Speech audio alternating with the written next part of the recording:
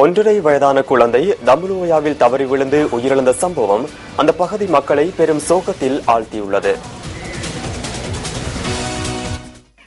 வாழைச்சேனை பகுதியில் வசிக்கும் ரியாஸ் ரிஸ்வான் என்ற குழந்தை தனது பெற்றோரோடு நேற்று பிற்பகல் கெக்ராபி பகுதியில் உள்ள பாட்டியின் வீட்டுக்கு சென்றிருந்தது.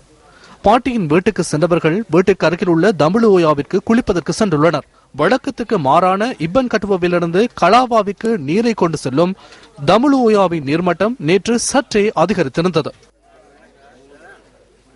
எங்கட மான தம்பியே தண்ணி வாங்க கூட்டிட்டு போயிட்டு நான் எங்கட மாமிட்ட 2 பிள்ளைகளையும் கொடுத்தேன் துறைக்க சொல்லி. அவ துறைச்சிட்டு இருந்துட்டா. நான் சுணங்கையும் இல்ல. அப்பதான் கொடுத்து போட்டு பார்த்தேன் புள்ள இல்ல, ஒரு புள்ளதான் இருக்கு எங்கட மாமிட்ட.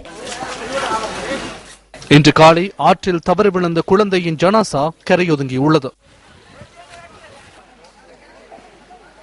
ஆற்றில் நீராடிய தாயார் கரையில் இருந்த குழந்தை காணாமல் போனதை அடுத்து குழந்தை ஓயாவில் விழுந்திருக்கலாம் என சந்தேகத்தின் அடிப்படையில் பிரதேசவாசிகள் தேடுதல் நடவடிக்கைகளில் ஈடுபட்டனர். தம்புலுவோயாவில் குழந்தை விழுந்த இடத்திலிருந்து சுமார் 5 கிலோமீட்டர் தொலைவில் குழந்தையின் ஜனாசா கண்டெடுக்கப்பட்டது.